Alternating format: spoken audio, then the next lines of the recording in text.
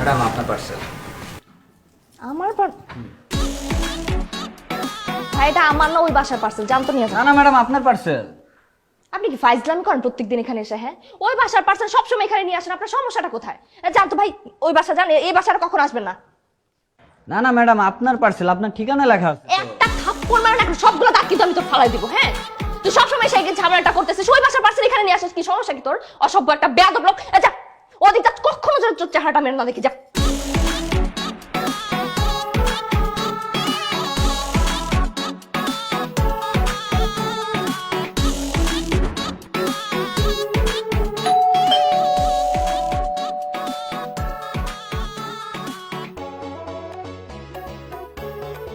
Madam আপনার parcel. এটা আমার পার্সেল? ফরহাদ আসে। বাবু, তুমি আমার জন্য গিফট অর্ডার করছো? তবু আবার দুইটা। আই এম সো হ্যাপি জান, I love you so much. Sir তাহলে সিগনেচারটা করেই দেন না। ভাই গিফট তো সাইন করো। একটু মিস্টেক হয়ে গেছে আর কি। গিফটটা আসলে আমার বাসার, এটা হচ্ছে 2B। হ্যাঁ, এখানে কি লেখা 2A, মানে ভুলে দুইটা গিফট আমার ওয়াইফের জন্য। ভুলে না স্যার, আমি গেছিলাম তো। হুম, ম্যাডাম বলছে তাদের গিফট না, আমারে বিদায় দিয়ে দিয়েছে। ম্যাডাম বুঝে নাই, ম্যাডাম বুঝে নাই। আমি আমি আমি সেন্টার করে দিই। হুম, এখানে জি যাও, ঠিক আছে। Thank you. হুম, বিল পেড। জি। তাহলে ভাবি দেন, দিয়ে আসি। আপনি রাখবেন নাকি? Thank you. তাহলে ভাই আইসেন ভাবিকে নিয়ে। ঠিক আছে ভাই। হ্যাঁ, আমি গিয়ে আমার ওয়াইফকে দুইটা গিফট দিয়ে দিই। হ্যাঁ, বিক্রমে চলো।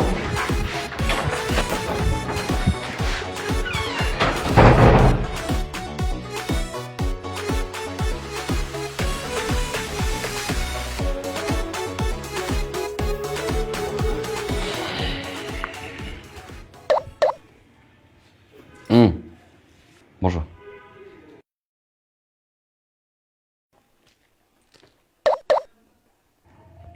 নো, আমার জন্য? তোমার জন্য।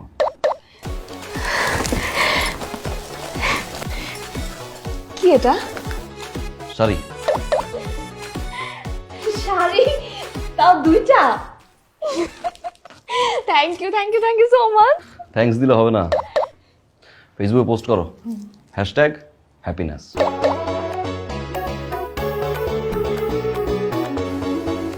আচ্ছা, কিন্তু তুমি এমন করতেছো কেন? কেমন? চোখে কিছু হয়েছে? কই না তো। এমন করো কেন বারবার?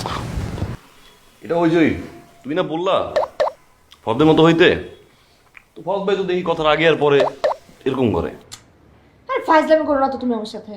আমি বলছি ফরাদ ভাইয়ের মতো আচার ব্যবহার, ওনার মধ্যে যে কেয়ারিং ব্যাপারটা আছে ওইটা আনতে। আমি কি বলছি ফিজিক্যালি চেঞ্জ হইতে তোমাকে? ও, কেয়ারিং, গিফট দেওয়ার এই বিষয়টা, তাই তো? আমি পুরোপুরি রেডি হয়ে আছি। সে একটা দিছে, আমি দিছি দুইটা। সে দুইটা দিবে, আমি তিনটা। সে তিনটা দেবে, আমি চারটা। সে পাঁচটা দিলে, আমি ছয়টা। আমি রেডি হয়ে আছি এবার পুরা, কোনো সমস্যা নাই। Wow, thank you so much Farhad.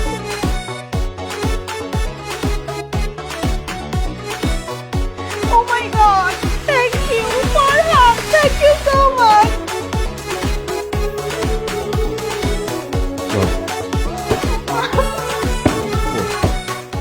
Post করো। আমি এখনই করতেছি। কি হয়েছে ফরদ ভাই, সাথে নিয়ে আসলেন যে? ভাই আপনি এটা কি শুরু করছেন ভাই? কি শুরু করলাম? কি শুরু করছেন? আপনি আপনার বউকে গিফট দিবেন, সারপ্রাইজ দিবেন, সেটা আপনি চার দেয়ালের মাঝে বন্দি রাখতে পারেন না? এটা শো অফ করার কি আছে? আরে ভাই, আমি তো চার দেয়ালের মাঝখানেই বন্ধ করে রাখতেছি, আমি কি সব করি নাকি? হ্যাঁ, আমি আজ পর্যন্ত আপনার বাসায় নক দিয়ে বলছি যে ভাই আজকে আমার বউর এটা দিলাম, কালকে এটা দিব, পরশু এটা দিব, বলছি? বলি নাই। আর আমার বউ এই ধরনের মেয়েই না। যে গিফট পাওয়ার পরে মানুষের বাসায় গিয়ে গিয়ে মাইক নিয়ে বলবে যে আমার হাজবেন্ড আমার এটা গিফট দিয়েছে? প্রশ্নই আসে না। বাসায় বাসায় গিয়ে জানানোর তো কোনো প্রয়োজন হয় না। যদি দিনে 4-5 বার ফেসবুকে হ্যাশট্যাগ দিয়ে লেখে হ্যাপিনেস, তাহলে তো এমনিতেই সবাই জেনে যায়। এই ভাবি মনে হয়, হ্যাঁ ভাই, আপনি কি আমার কথাগুলো আমাকে ফেরত দিচ্ছেন? দিচ্ছি। কেমন লাগে এখন? এই যে বারবার আমি বুঝেই বললাম যে ভাই এগুলো বন্ধ করেন, এগুলো পোস্ট করার দরকার নেই, সব করার দরকার নেই, বাসা অশান্তি হয়। শুনলেন না? আদরের বউ, শখের বউ, হ্যান দেই ত্যান দেই, ইচ্ছা ফিউচার বন্ধ করে দেন, তখন তো বুঝেন না। হ্যাঁ, ফার ফার করে হেঁটে গেছেন অফিসে, কথাই শুনলেন না আমার।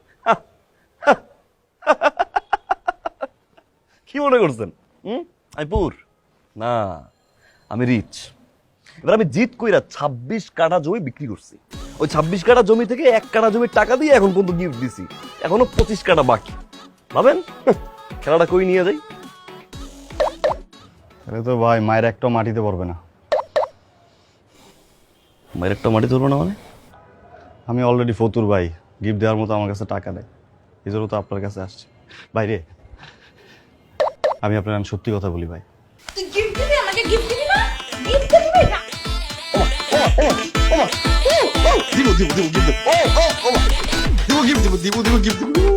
আমি গিফট না দিলে আমার বউ আমারে মারে, আমি যদি প্রশংসা না করি আমারে মারে।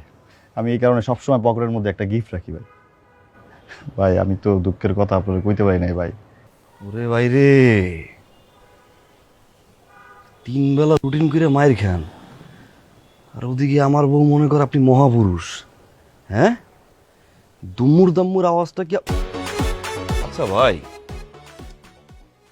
কতদিন ধরে খাচ্ছেন এগুলা? 110 দিন ভাই। এবার কতদিন ভাই? যতদিন বাঁচবো ততদিন। কিন্তু কেন ভাই আপনি তো জানেন ভাই, আমার চোখে সমস্যা। এই বউ যদি চলে যায় আমি আর কোথায় বউ পাবো ভাই? শুনুন ভাই, এটাকে আপনি আপনার একটা উইক পয়েন্ট ভাবতেছেন। সেই উইক পয়েন্ট ভেবে আপনি দিনের পর দিন মায়ের খেয়ে যাচ্ছেন তো যাচ্ছেনই, এটা ভুলে যেতে হবে। আপনি কি চান না অন্যায়ের প্রতিবাদ করতে? চাই ভাই।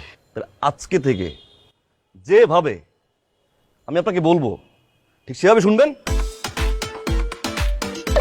শুনবো ভাই।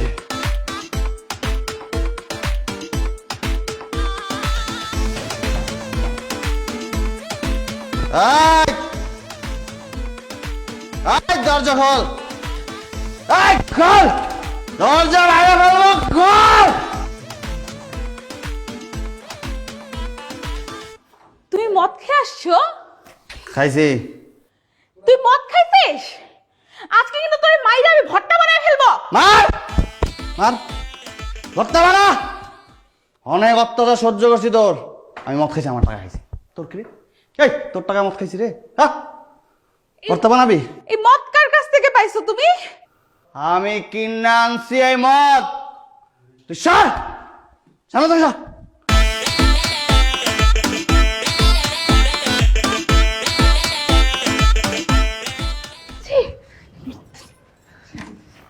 ছি ছি ছি ছি ছি, ফরাদ ভাইকে আমি কি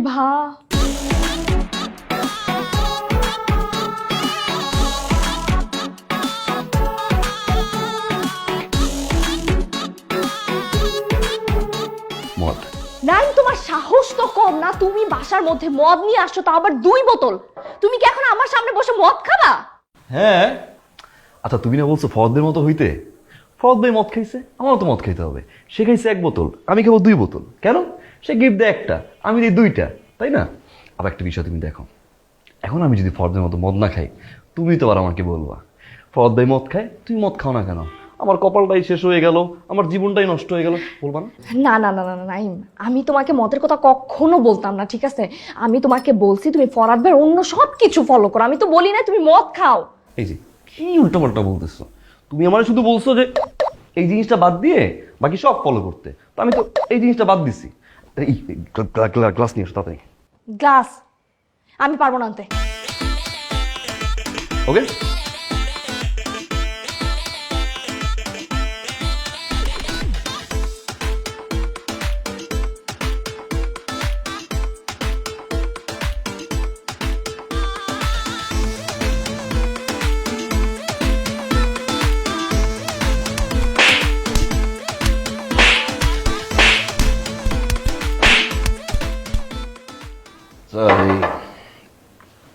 দ্রুম দারুম যেই আওয়াজটা হয় কোথায় হয়?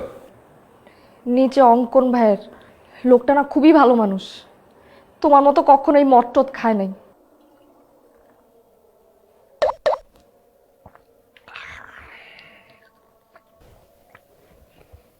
বসো, বসো।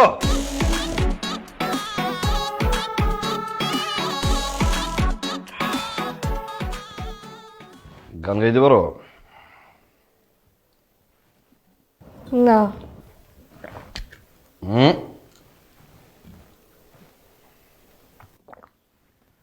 পারো না? আমার চুলায় রান্না বসে দিয়ে আসছি, হ্যাঁ আমি একটু দেখে আসতেছি। আরে বলো, কোনটা মিনারেল ওয়াটার আর কোনটা মদ এটাই বুঝলি না।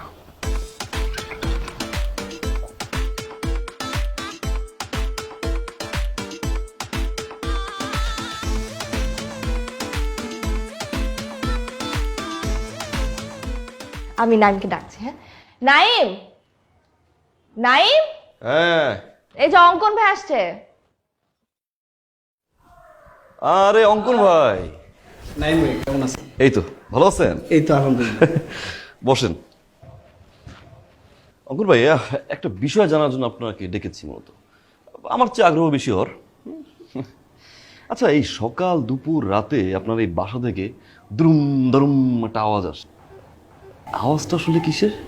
পিডাই পিডেই মানে? সকাল দুপুর রাত নিয়ম কইরা 3 বেলা বউ পিডাই। ভাই ভাই ভাই আপনি কি চা খাবেন? এই যে দেখছেন ভাই, ভাবি কত সুন্দরভাবে ওত বোধ দিয়ে চায়ের অফারটা করলো। তার বাসায় গেস্ট আসছে, আমার বাসায় যদি গেস্ট আসে সকাল থেকে রাত পর্যন্ত বৈশা থাকে, চা তো দূরের কথা ভাই, পানিও সাথে না। তখন কোন ভাই মনটা, ভাই আপনি কি অন্য কিছু খাবেন? পায়েস টাস করে দিব? এই যে দেখছেন ভাবি কত সুন্দর একটা পায়েসের কথা বলতেছে।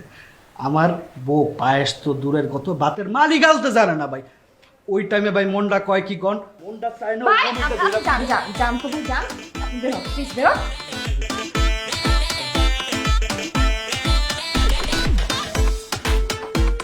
বাহ, কি সুন্দর বউ পিটায়।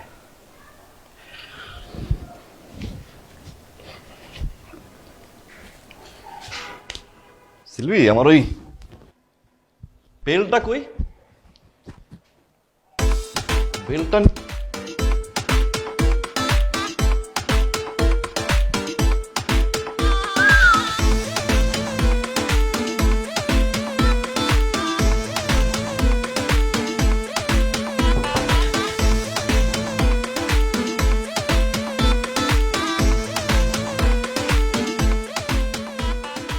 অনেক সুন্দর লাগতেছে আজকে। তুমি বাসায় মেয়ে নিয়ে আসছো? মেয়ে নিয়ে আসছি, মানে তুমি মেয়ে নিয়ে আসছো কেন বাসায়? ফুর্তি করার জন্য মেয়ে নিয়ে আসছি। যা সরো। ফুর্তি করবো মানে কি বলতেছে এগুলা? আর যা সরো, ফুর্তি করবো এই কারণে মেয়ে নিয়ে আসছি। তুমি কি বাংলা কথা বোঝো না? যাও এখান থেকে। তুমি যা বলবা তাই হবে, সব সময় সব বিষয়ে জোর করবা সেটা হবে। হ্যাঁ যাও, তুমি সরো।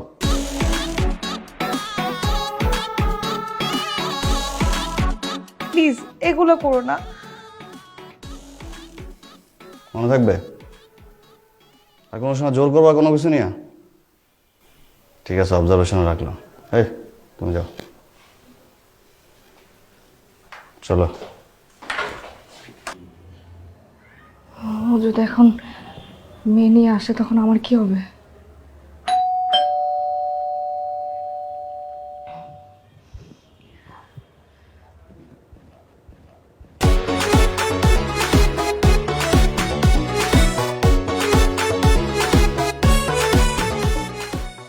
এরা কারা? ধরে নিয়ে আসছি, মাস্তি করবো।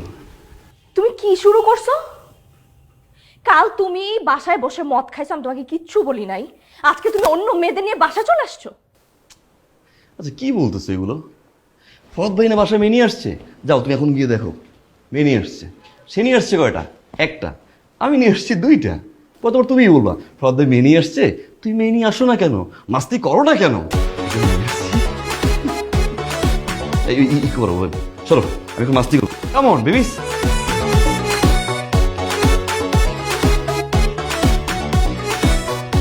এক মিনিট। কি? আপনারা দুজন বের হন এখান থেকে। কেন? আমি কোনো সিন ক্রিয়েট করার আগে আমার জাস্ট বাসা থেকে বের হন। না না না না না না, ওরা বের হবে না, বের হবে না। আরে বের হন। কি ব্যাপার? না আমি সবকিছু সহ্য করতে পারবো, কিন্তু তোমার সাথে আমি অন্য কোনো মেয়ে কিন্তু সহ্য করতে পারবো না। আচ্ছা তুমি সব কিছুতে তো অসহ্য কেন বলো তো? আগে যখন ফরহাদের মতো ছিলাম না তখন অসহ্য ছিলাম, এখন যখন আমি আবার ফরহাদের মতো হয়ে গেলাম তুমি অসহ্য কেন? মেনে নিয়ে আসছো কেন? মদ খাচ্ছ? সব কিছুতে স্থির না কেন তুমি? তুমি কি জানো যে একটা মানুষকে যখন আরেকটা মানুষের সাথে কম্পেয়ার করা হয় কি পরিমাণে খারাপ লাগে? বুঝো সেটা? কারণ আমি তো কখনো কম্পেয়ার করিনি তোমার মতো। আমি যদি আজকে থেকে তোমাকে উপরের বাসার ভাবির সাথে কম্পেয়ার করা শুরু করি, যে ভাবির মতো তুমি সুন্দর না কেন, তার মতো ড্রেস পরছো না কেন, তার মতো হাতের রান্না না কেন তোমার, আমি তোমার অফিসের বসের সাথে কম্পেয়ার করি তোমাকে, যে আমার ম্যাডাম এরকম দেখতে, তুমি এরকম না কেন, সেভাবে কথা বলো, তুমি এরকম কথা বলো না কেন, কেমন লাগবে সিলভি? খুব বাজে একটা ফিল হবে, মেন্টালি সিক হয়ে যাওয়া তুমি। আমার এখন কি ফিল হয় জানো? আমি তো জানি না আমি কে। আমার তো 24 ঘন্টা মাথায় আসে শার্টটা কিভাবে ফরদ ভাই পরে, ফরদ ভাই কিভাবে হাঁটে, প্যান্টটা কিভাবে ফরদ ভাই পরে, ফরদ ভাই কিভাবে চুল আসতে, সবকিছু আমার ফলো করতে হবে। Why? Compare compare compare compare. রাস্তায় যখন কোনো মহিলা তার হাজবেন্ডকে নিয়ে ভিক্ষা করে, ঠিক তখন একটা প্রাইভেট কার এসে দাঁড়ায়, সেই প্রাইভেট কার কিন্তু ভিক্ষা চায়। কই সেই মহিলা তো বলে না যে মানুষেরও কপাল আর আমারও কপাল, মানুষেরও হাজবেন্ড আমারও হাজবেন্ড, মানুষের হাজবেন্ড গাড়ি চালায় আর আমার হাজবেন্ডকে আমি ভিক্ষা করি, তারা কিন্তু শান্তিতে আছে। কেন জানো? তারা তোমার মতো কম্পেয়ার করে না। অনেকের হাজবেন্ডের পা নেই, হাত নেই, চলতে পারে না, বছরের পর বছর বিছানায় পড়ে আছে, হাসপাতালে যাও না একবার। মৃত্যুর সাথে পাঞ্জা লড়ছে হাজবেন্ড, বারান্দায় বসে ওয়াইফ কাঁদছে। কম্পেয়ার যদি করতে হয় তাদের সাথে করো না। আল্লাহ তোমার সুস্থ রাখছে, আমার হাত কাজ করে, আমার পা কাজ করে, আমি একটা সুস্থ মানুষ, আলহামদুলিল্লাহ বলো না। অনেকের হাজবেন্ড অফিসের জন্য বাসা থেকে বের হয়, অফিস থেকে বাসায় ফিরে লাশ হয়ে, হয়তো অ্যাক্সিডেন্ট করে, না হয় কোনো অঘটন ঘটে। আমি তো সুস্থ হয়ে বাসায় ফিরি, একটাবার গেটটা খুলে আমাকে সুস্থ দেখে আলহামদুলিল্লাহ বলো না। আমি আমার ফিলিং শেয়ার করতে পারি না, আমার কষ্টের কথা শেয়ার করতে পারি না, সারাদিন শুধু compare compare compare compare compare, আর I am done with this. আর বইলো না, আর বইলো না। আমি রিয়েলাইজ করতে পারছি, আর বইলো না।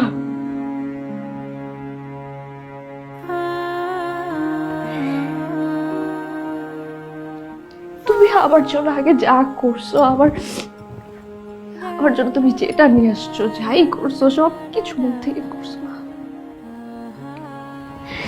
সেটার মধ্যে যে ভালোবাসা ছিল, আমার শুধু ওইটুকুই লাগবে, আর কিছু লাগবে না।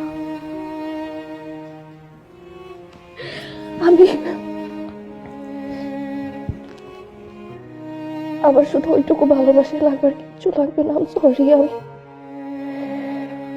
আমি আর এমন ভুল কখনো করবো না। আমি সরি, মাফ করে দাও প্লিজ। সরি,